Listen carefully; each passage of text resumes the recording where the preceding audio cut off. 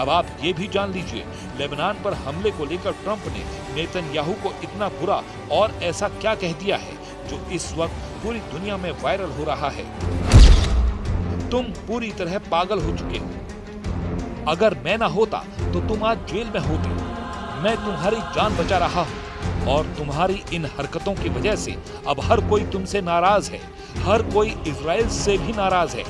Trump ने कड़े शब्दों में पूछा कि आखिर तुम बेरूत पर बड़ा हवाई हमला करने की बेवकूफी क्यों कर रहे हो, जबकि हिजबुल्लाह और ईरान सीज फायर वार्ता के लिए टेबल पर आ रहे हैं।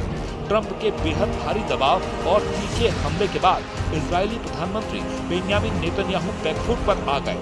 सूत्रों के मुताबिक ट्रंप ने नेतन्याहू को पूरी तरह दबा दिया। अगर अमेरिका का सपोर्ट न हो तो इजराइल 3 दिन भी नहीं टिक सकता। तुम्हारी वजह से पूरी दुनिया में अमेरिका की थू-थू हो रही है। इस युद्ध को अभी और इसी वक्त रोको। अमेरिकी अधिकारियों के अनुसार ट्रंप के इस रौद्र रूप के सामने नेतन्याहू ने फोन पर नरमी दिखाई और कहा, ठीक है, बस आप सुनिश्चित कर लें कि हमारी सुरक्षा से जुड़ी हर चीज का ध्यान रखा जाए। इस बातचीत के तुरंत बाद नेतन्याहू ने बेरूत पर होने वाले बड़े हवाई हमलों को रोकने का आदेश जारी किया और इजरायली सैनिकों को पीछे हटने को कहा। آن میدان مبارزه دیپلماسی هیچ اعتمادی به حرفها و وعده‌های دشمن ندارند. آنچه برای ما ملاک است دستاوردهای عینی است که باید کسب کنید تا در مقابل آن دست به انجام تعهدات خود بزنیم و تا اطمینان پیدا نکنیم که حقوق ملت ایران را گرفته ایم هیچ توافقی را تأیید نخواهیم کرد. ये रिपोर्ट, दावे और बयान साफ करते हैं कि ट्रंप प्रशासन के आते ही इजराइल को मिलने वाला ब्लैंक चेक बिना शर्त समर्थन के खत्म हो गया है। ट्रंप अपने वादे के मुताबिक युद्ध को खत्म करने के लिए नेतन्याहू पर हर तरह का कूटनीतिक और व्यक्तिगत दबाव बना रहे हैं। लेकिन दूसरी तरफ ये भी दिख रहा है कि भले ही फोन कॉल पर नेतन्याहू ने ट्रंप की बात मान ली, लेकिन अपनी घरेलू राजनीति और इजराइल के दक्षिणपंथी मंत्रियों को शांत रखने के लिए उन्होंने सोशल मीडिया पर थोड़ा सख्त स्टैंड लिया। नेतन्याहू ने सार्वजनिक रूप से बयान जारी कर कहा, इजरायली सेना दक्षिणी लेबनान में योजना के मुताबिक अपने ऑपरेशन जारी रखेगी। उन्होंने ट्रंप से फोन पर यह भी स्पष्ट किया है कि यदि हिजबुल्लाह ने इजरायली शहरों और नागरिकों पर रॉकेट दागना बंद नहीं किया तो इजराइल बेरूत में मौजूद आतंकी ठिकानों पर हमला करने से पीछे नहीं हटेगा। ממשיכים להעמיק את הפעילות שלנו בשטח בדרום לבנון, מחסלים מעוזי חיזבאללה במנוסה. אנחנו נחושים להחזיר את הביטחון לתושבי הצפון, בדיוק כפי שעשינו לתושבי הדרום. ताज़ा रिपोर्ट और दावों के मुताबिक इजरायली सेना ने दक्षिणी लेबनान के प्रमुख शहर नबातियह के निवासियों को तत्काल क्षेत्र खाली करने की चेतावनी जारी की है। सेना का कहना है कि हिजबुल्लाह द्वारा संघर्ष विराम समझौते के कथित उल्लंघन के बाद वो इलाके में सैन्य कार्रवाई करने के लिए मजबूर है। इजरायली सेना के प्रवक्ता ने सोशल मीडिया प्लेटफॉर्म पर जारी संदेश में कहा कि नागरिक अपनी सुरक्षा के लिए तुरंत अपने घर छोड़ दें और जहरानी नदी के उत्तर की ओर चले जाएं। विशेषज्ञों का मानना है कि नबातियह के लिए जारी इजराइल ने नए निकास आदेश इलाके में संघर्ष के और बढ़ने के साफ संकेत दे रहा है।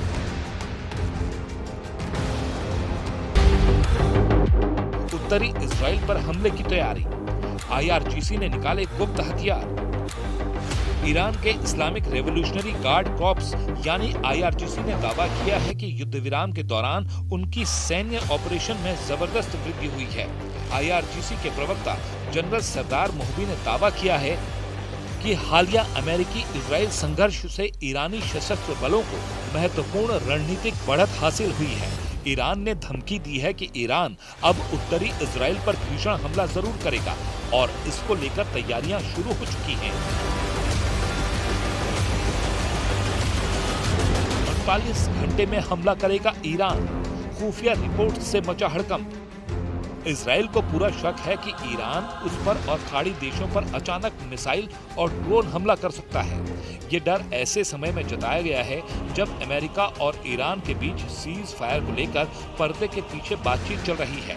यरूशलेम पोस्ट की एक रिपोर्ट के अनुसार खुफिया अधिकारियों ने इस संभावित खतरे पर जो रिपोर्ट बताई है वो हैरान करने वाली है। इस खतरे को देखते हुए इजराइल के रक्षा मंत्री और वरिष्ठ सैन्य अधिकारियों ने सुरक्षा हालात की समीक्षा की है। सुरक्षा अधिकारियों का मानना है कि ईरान कूटनीतिक कोशिशों के पूरी तरह से नाकाम होने से पहले ही हमला करने की कोशिश कर सकता है। अधिकारियों ने इस संभावित हमले की तुलना ऑपरेशन एपिक फ्यूरी और ऑपरेशन रोरिंग लॉयन के शुरुआती चरणों से की है। अमेरिका और इजराइल की सेनाएं किसी भी स्थिति से निपटने के लिए तैयार हैं। इजरायली वायुसेना और आईडीएफ के अधिकारी अमेरिकी सैन्य अधिकारियों के साथ मिलकर काम कर रहे हैं। ईरान की संदिग्ध सैन्य गतिविधियों पर नजर रखने के लिए खुफिया जानकारी साझा कर रहे हैं। लेफ्टिनेंट जनरल इयाल जमीर लगातार अमेरिकी अधिकारियों के संपर्क में हैं ताकि हमले की स्थिति में मिलकर जवाब दिया जा सके। पिछले एक महीने में अमेरिका और इजराइल आने वाले सैन्य सामान की सप्लाई में काफी तेजी आई है। दोनों देशों ने मिलकर मिसाइलों को रोकने वाले सिस्टम, तकनीक और सॉफ्टवेयर को और भी बेहतर बनाया है।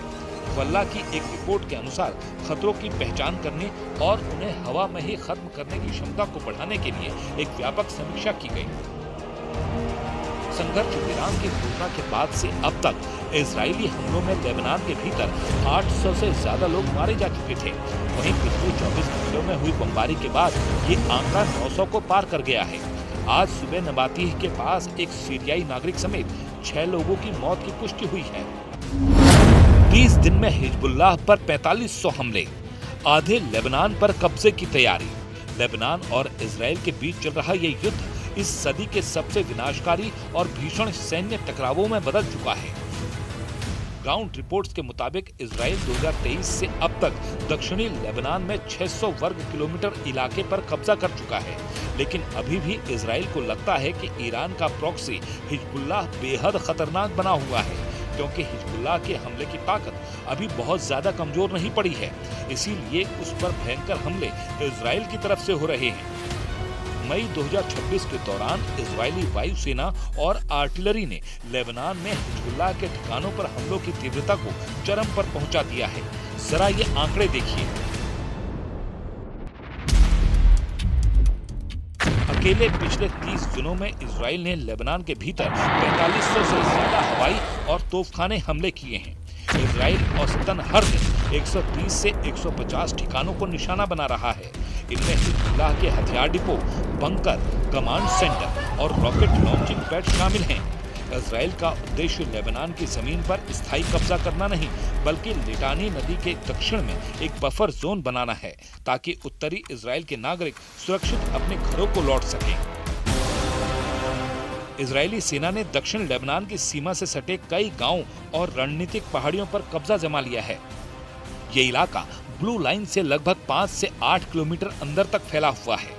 इजरायली सेना ने इस पूरे अग्रिम क्षेत्र को हिजबुल्लाह की सुरंगों और चौकियों से मुक्त कराने के लिए पूरी तरह क्लियर कर दिया है।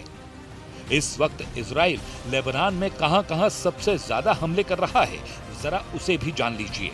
इजराइल ने लेबनान को 3 मुख्य जोन में बांटकर भीषण बमबारी जारी रखी है।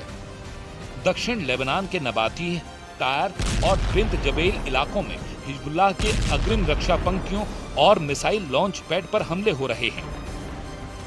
बेका घाटी, पूर्वी लेबनान का ये इलाका हिजबुल्लाह का लॉजिस्टिक्स और मिसाइल स्टोरेज हब है। यहाँ हमले हो रहे हैं। बालबेक शहर और उसके आसपास के सीरियाई सीमा से सटे इलाकों पर सबसे भारी हवाई हमले हो रहे हैं, ताकि हथियारों की सप्लाई रोकी जा सके। लेबनान की राजधानी बेरूत का दक्षिणी उपनगर दहिया, जिसे हिजबुल्लाह का राजनीतिक और सैन्य कमान केंद्र माना जाता है, यहाँ इजराइल भयंकर हमले करने जा रहा है। अब ऐसे हालात में देखना होगा, क्या इजराइल अमेरिकी दबाव में आकर लेबनान पर पूरी तरह से हमले रोक देगा, और अगर नहीं रोकेगा तो क्या ईरान और अमेरिका एक बार फिर से भीषण जंग में उलझ जाएंगे।